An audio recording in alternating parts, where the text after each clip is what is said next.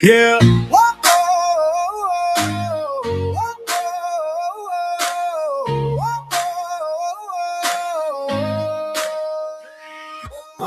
Early morning, dude, the track is calling loud. Another sunrise mission standing out. What's up, guys? Welcome to the Wisdom of Coaches podcast. This is our very first episode of 2026. Coach Falting, how are you doing? Well, I forgot how terrible the air is at indoor track meets. So I'm recovering from a sinus infection that I got 2 meets ago, and then jumped back into the fray this weekend. So one day I'll get my voice back. I promise I did not take up smoking.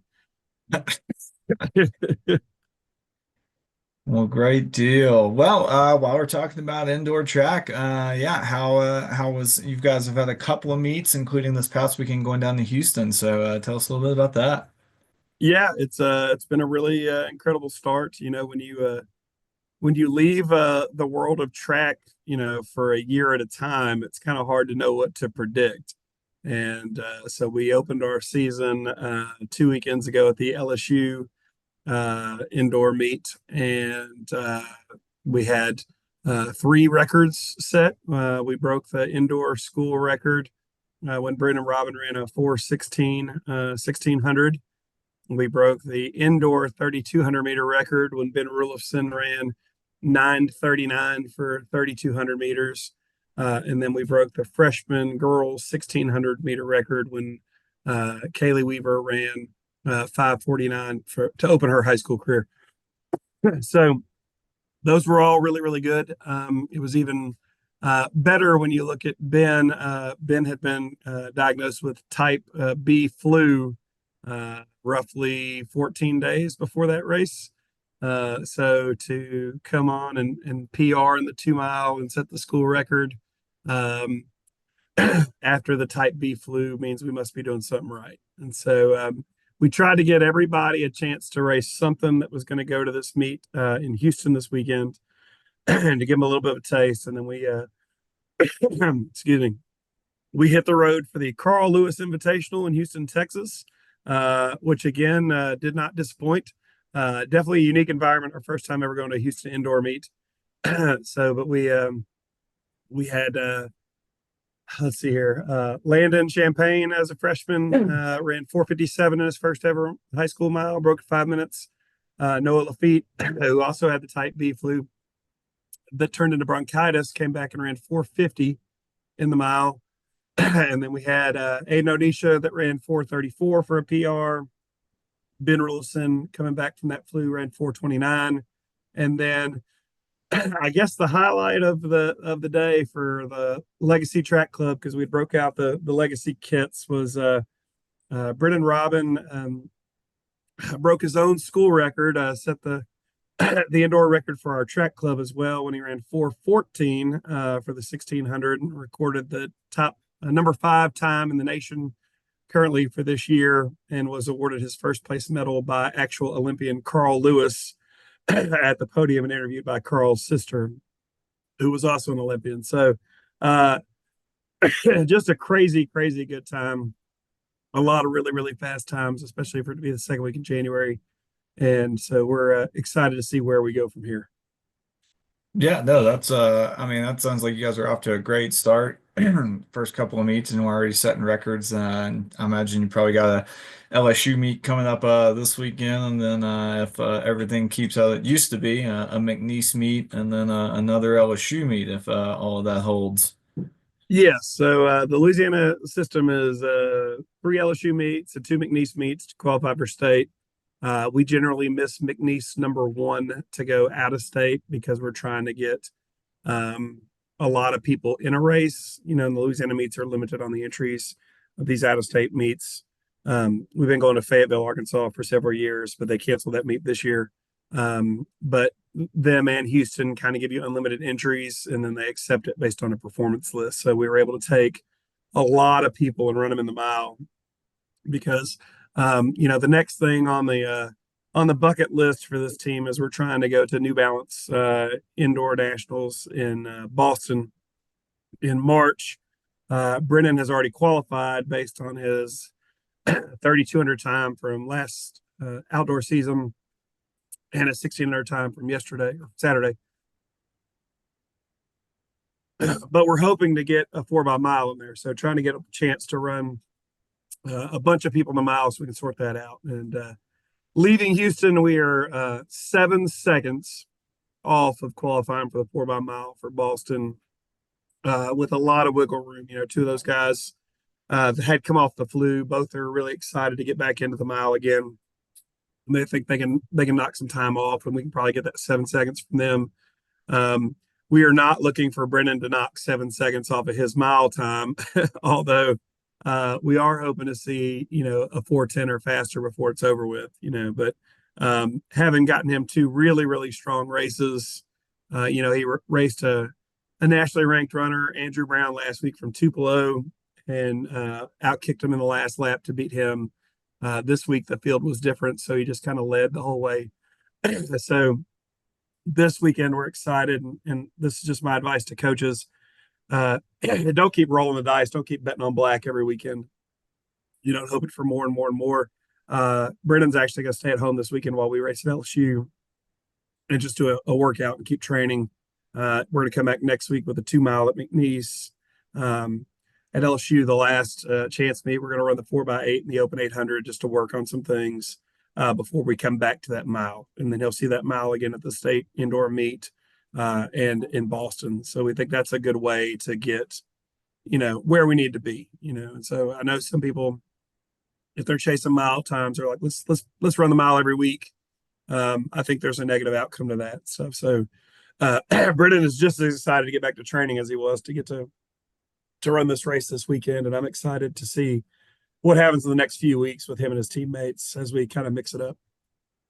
Yeah, well, sounds great. Had a bunch of records for Legacy Track Club there. Tell Brendan I'm gonna come Ooh. after his mile record. Won't have much success, but I can, but it was a busy weekend nonetheless. We had some other Legacy Track Club members who were doing the race while you guys, well, not technically while you guys were in Houston, but the day after you guys were in Houston. The Louisiana Marathon took place in Baton Rouge, Louisiana, and so we had a couple of runners in that.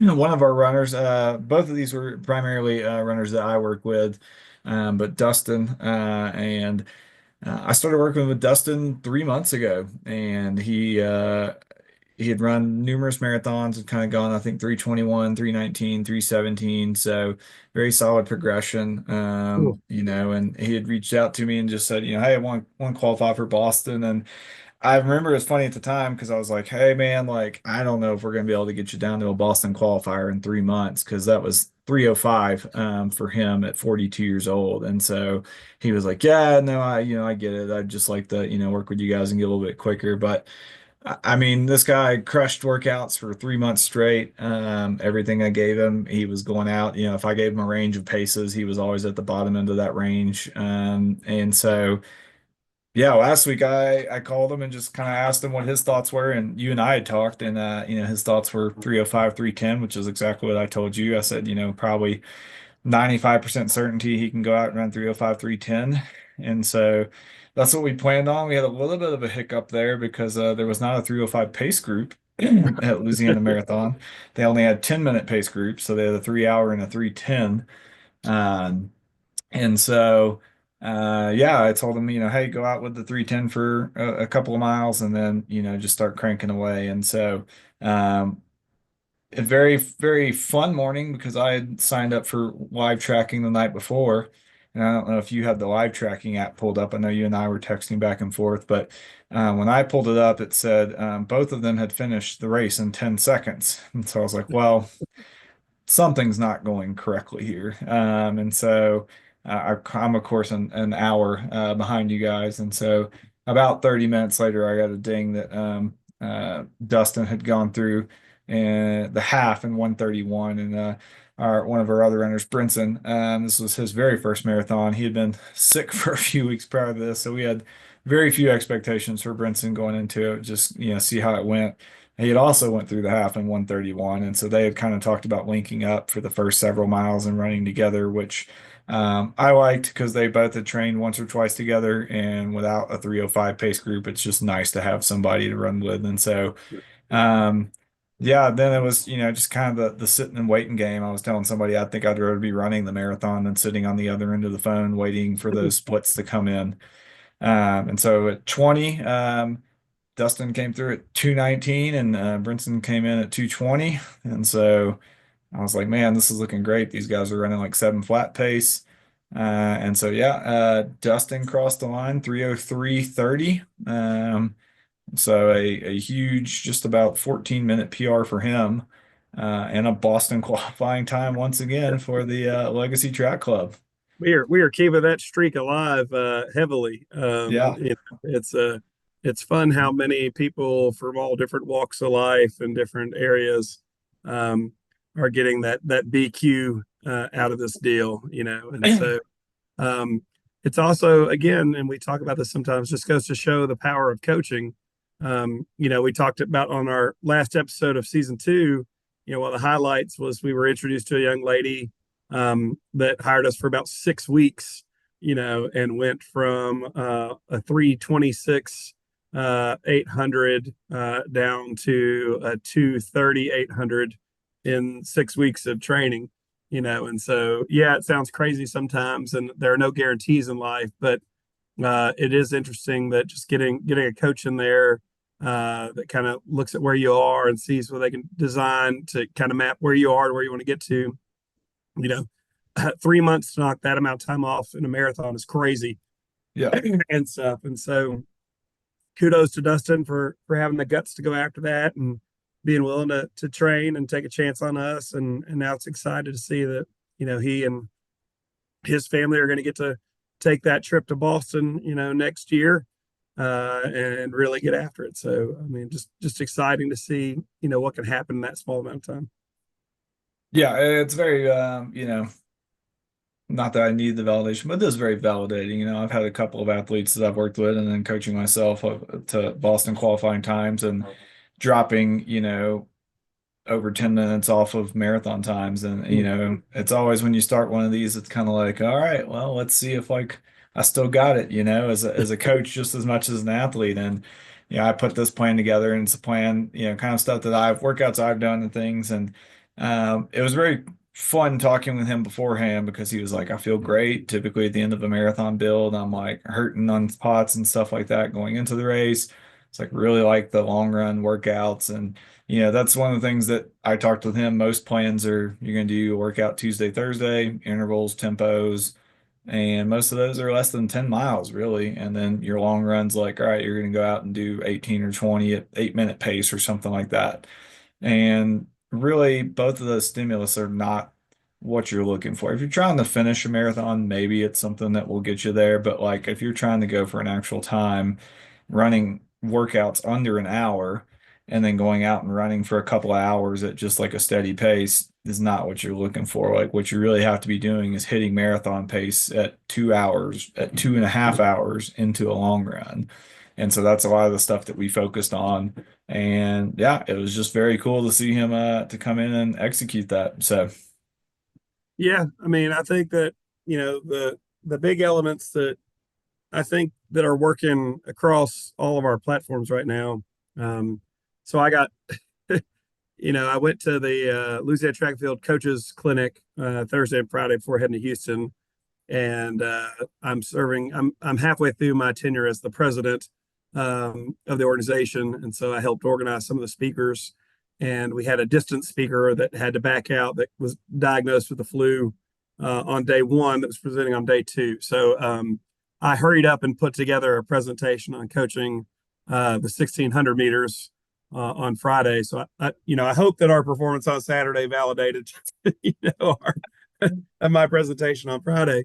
But one of the things that I think is consistent in Lexi Track Club, no matter what the event is one, you've got to build the aerobic engine more than anything else. Okay, like even the mile is still much more of a higher percentage aerobic than anaerobic.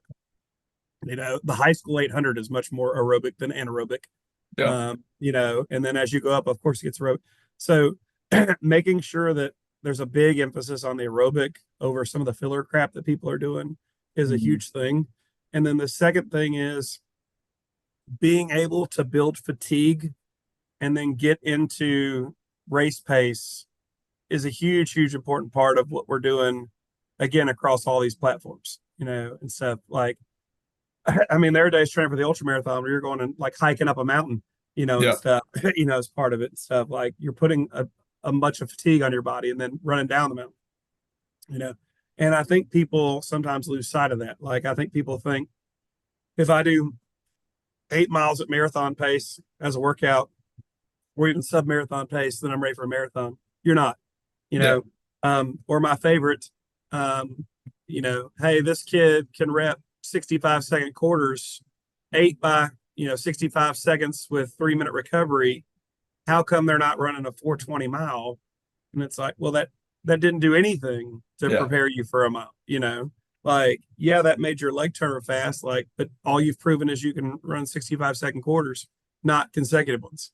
But Hmm. if you put fatigue on the body in some intelligent way and then come back and he can do 8 by 65-second quarters, maybe you got something there. And I Yeah. think people just want to jump to, if I can run things at race pace, I'm going to race at that pace. And they're forgetting the two biggest elements. And so in this program, like you're talking about when you took over Dustin's training, like keeping the focus on those two things makes all the difference in the world. Yeah. 100%. Well, good deal. Well, speaking of the marathon, I don't know if you've heard about this, but this is something I wanted to bring up. Actually, my wife and I were discussing this a little bit. And so, Mm. um, you know this individual. I'm not sure if you know the name Truett Haynes. And this is probably what most people know as the Gene Guy. So this individual, I think I first saw him when Allison was running the Austin Marathon, and this very muscular guy in jeans goes by her on camera and winds up running like 240 or something like Right. that. And very impressive. Him and his dad, who are both kind of run influencer type individuals, both were at Leadville this year when I was there. He did the entirety of Leadville in jeans and finished very strong in that. I believe he also holds the record for most pull-ups in a day as well. So, kind of maybe like a hybrid high rocks type athlete individual. But very recently, he went to the St. George Marathon. This was in October. So this is a downhill marathon in Utah, known for pretty quick times. And he ran 2:25:41. So a very fast time. But he has now stated that his intention is to make the Olympic trials for the upcoming, you know, LA Olympics in 2028. It'll make the trials, not necessarily the team. Right. And correct me if I'm wrong, but the trial standard for men was just lowered to, I believe, 216. Right. I know it's in the teens. Yeah, So I believe it it's was. no Let me, joke. I'll look this up real quick while we're, but yeah, 216 is the current let's see, men's Olympic marathon trials standard. 216 is correct. So, um, what do we think? I mean, a 225 marathon on a downhill course, and I've spoken at length about downhill courses. It doesn't necessarily mean it's easier by any stretch of the imagination. But Mm. from 225 to 216, so 225:41. So he's got to drop about 10 minutes off a marathon as someone who is already a high performing runner. He has, I looked up, run 106 for a half. So he does have some decent Wow. speed there. Yeah. Um, do you think that if you were given $100 and like, hey, you got to put $100 on whether Drew Haynes is going to make the trials or not, what would be your bet? What kind of jeans is he wearing? Are these like boot cut? Are these like The straight great leg? question. Like, And like that's the if other he's question. Is he going to do it in jeans or is he going to do it in running shorts? yeah, like I mean, if the goal is I want to make it in jeans to promote, my, spiel or whatever, that would be one of the questions. When I was in high school, we we had the groups of people that wore the different jeans, and so there was like some some straight leg jeans, some wide leg, like some Jinkos or something that were a little, roomier. And then there were those guys wearing those Wranglers where like, they were speaking in a different pitch because of how tight those were. So, if I see him walk out with the Wranglers on, I'm betting the 100 against this, guaranteed, but maybe, if he rolls out with a pair of Jabots or Guess jeans or something, he's got a chance. But no, I mean, it just, kudos to this guy for finding something to go after to get some attention and being successful at it. Nick Simmons was one of my favorite runners when he was competing, like for actual, events. But since then, in an attempt to find his stick, I've seen him, run a jeans mile, a moonwalker mile. I mean, all these crazy things, just trying to see what can stick. Yeah. And there have been some definite misses. So kudos to this guy for finding something and being able to go find success while doing it. I think back, there was a family while you were coaching with me. I don't know if you remember this. The family that ran the marathons in Crocs. Crocs. Yeah.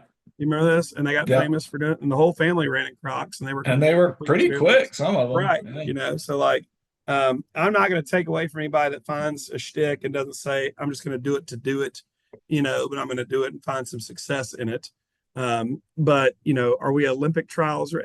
If he qualifies for the Olympic trials wearing jeans, I can tell you what the next Olympics is going to have: a faster standard. Yeah. Because what I'm saying, like they're not going to allow that to like happen, year after year.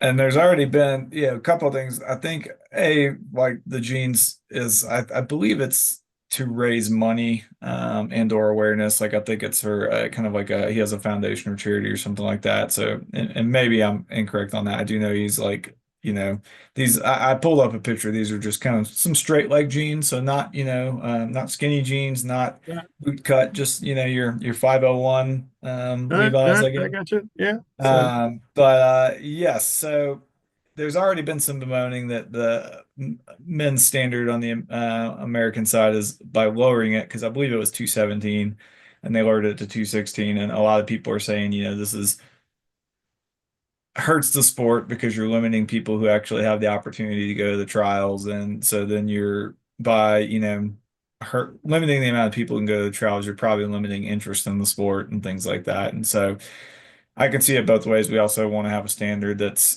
stacked enough to where, like, if you go to it, like, you got a shot to, like, actually make the Olympic team. I mean, let's be realistic here. Like, I mean, there's the 100-meter standard, is something that is, obviously world class to get to. Nobody's complaining that, only 24 people in America get to go to the Olympic trials in the 100. It hasn't Yeah. hurt that part of the sport. The 100, the highest selling tickets for the Paris Olympics was for the 100-meter finals. Oh, yeah. Like more than any other event that was in the Olympics the entire 2 weeks was the 100-meter finals. And only 24 people even get to the Olympic trials in it. Like, come on. Like, I mean, because 30 something people made it in the marathon instead of 150 people in the marathon, that ruined the marathon.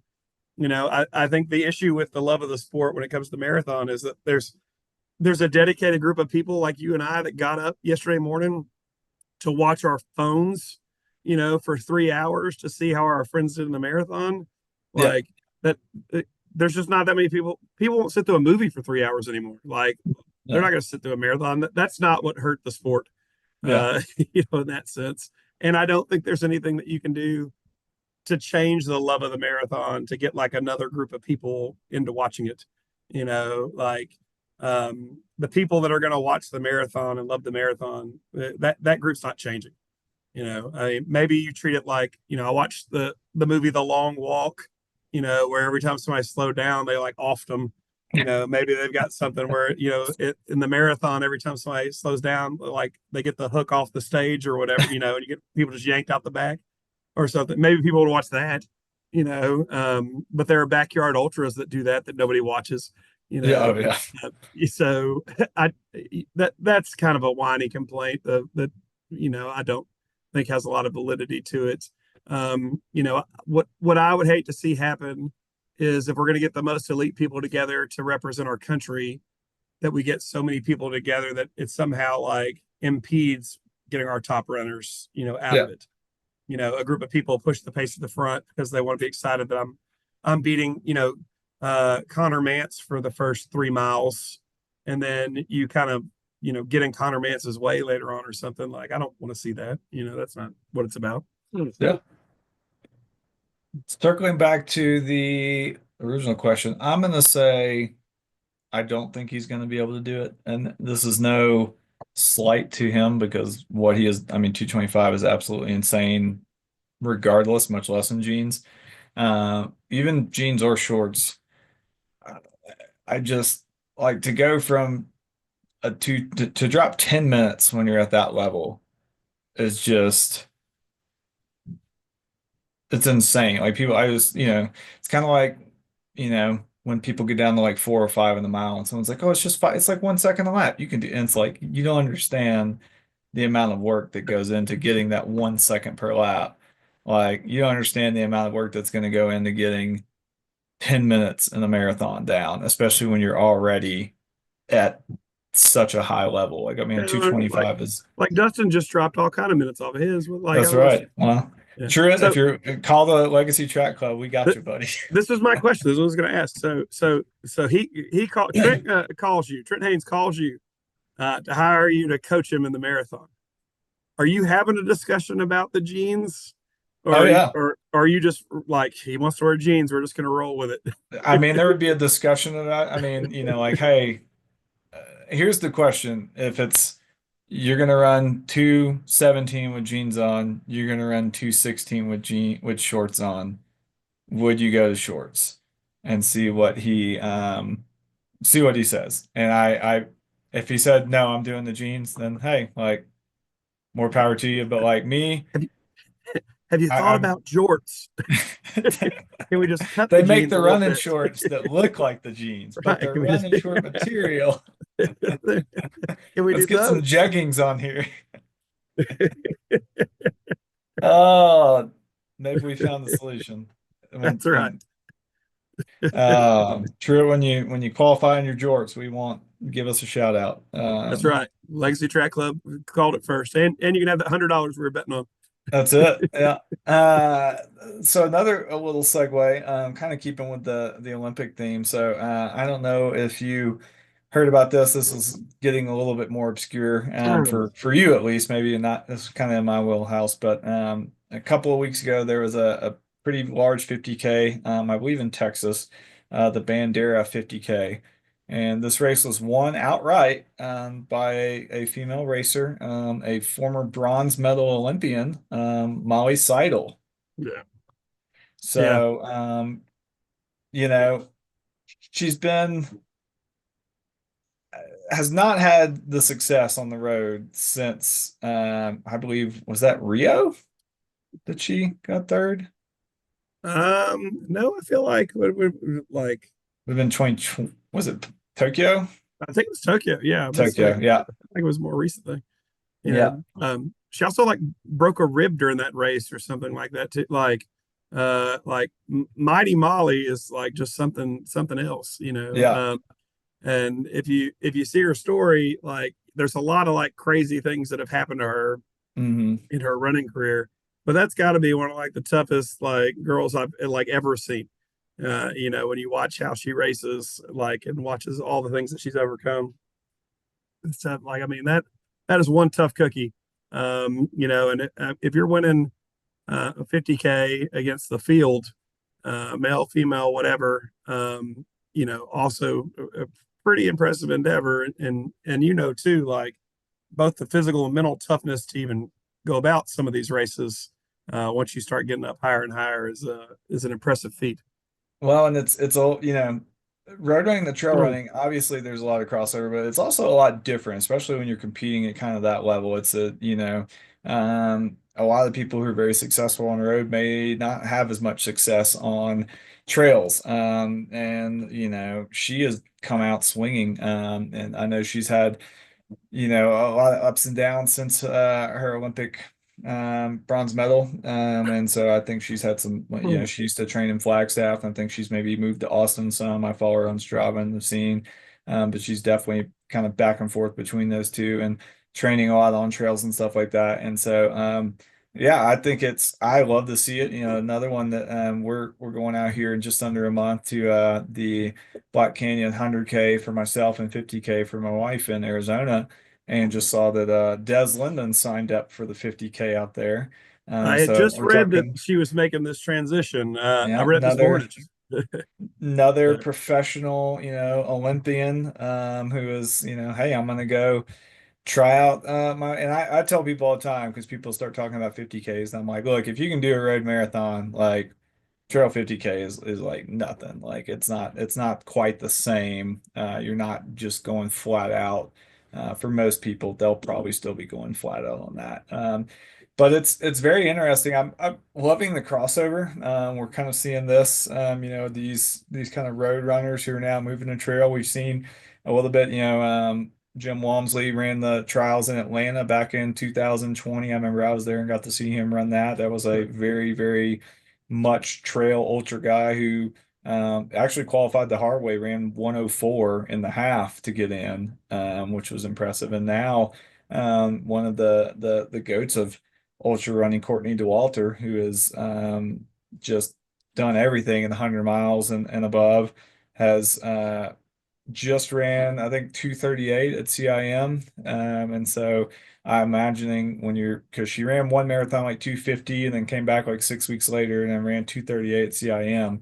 So with a couple of years to go, I have all ideas. She's kind of like, might as well just qualify for the Olympic trials and go, you know, go run that to add that to my resume. I mean, it's an odd crossover going that direction in my mind, going from the ultra to the like competitive marathon. It's not as an odd transformation for me or pivot for me for you to go from the marathon to the ultra, especially when you look at if you look at the world records of men and women, the higher the distance, the closer that gap is between Mm, men and women. And so when you start to see women go and leave the marathon world to start upping it to 30 milers, 50 milers, 100 milers, like there's a level that the women's body can put up with that becomes comparable to what men have done, where you start to see these records that are really, really close to each other. And it's really exciting to watch, and nobody knows why. I mean, there's people that speculate, well, with women, are tough enough to have a baby, they're tough to run an ultra and stuff and things like that. But I mean, at the end of the day, though, the really, really strong, really powerful women are going the distance further and further and further and challenging men and even, I mean, even beating them, like Molly did, like at Leadville, you had the doctor that rolled out there, Dagner whooped everybody, yeah. on her day off from the emergency room. And so to me, I like that shift. I also like that you're not age gapped necessarily or age capped when you switch to some of these ultras and stuff. If you look at like men and women that are running these ultras, they're continuing to get faster over these long, long distances, well into their 40s.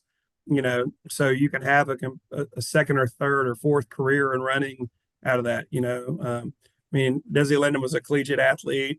She, changed the marathon. She won the Boston Marathon with a whole bunch of people being really derogatory to her about how she won it, which was just bull crap. Yeah. And now getting to take this shift, she's going to be able to find some success, hopefully in ultra marathoning. It's like, look, you get to keep revitalizing your career in different ways as you go. Like that's fun. That's exciting to me. Like to keep being able to same thing with you. You did your Yeah. high school career. You did some running in college that looked a little different. You did a lot of 5K, 10K stuff when I first met you. And now you're like redefining yourself, in these ultras, and it's just fun to be along for the ride. Yeah. And it's, you know, it's not unprecedented. Alexi Pappas, who's another Olympian, like somebody at Leadville one year was just like, hey, like we got a spot. And I think it was like one of the sponsors that she works with that was sponsoring something at Leadville. And so she went out and like finished the race. And she was just like, yeah, you know, like it's tough. I mean, these athletes have just been putting in, we talk about aerobic base, have been building that aerobic base for years and years and years for track, marathon, stuff like that. And so switching over to an ultra marathon race, they have that aerobic base built. And so Right. then it's just become Like, and most of them are mentally tough individuals. You don't become an Olympian if you're not a mentally tough individual. And so it's just kind of reconfiguring that. Getting back a little bit, so when you talked about Ann Flower, was the woman who won Leadville. I was just pulling this up because I found this interesting. We talked a little bit. She set a record, a 50-mile world record in November for 50 miles, 5:18:57. So 5:18. So you figure you cut that in half for 25 miles, you're at what, 2:39? 2:39. Yeah. 2:39, and this was on trails. So I'm like, if she wants to, what's stopping her from going and clocking the trials time? There's no way you can tell me that she held 6:23 pace for 50 miles, that if she cut that in half, she couldn't knock that down by, 3 or 4 seconds and Right. just make the trials. So yeah, I think it'll be interesting. I think, it's kind of, we've seen historically people just continuously kind of move up. It used to be the marathon wasn't nearly as fast as it was. Then like all the track people started moving up to marathon stuff, and that time has really come down.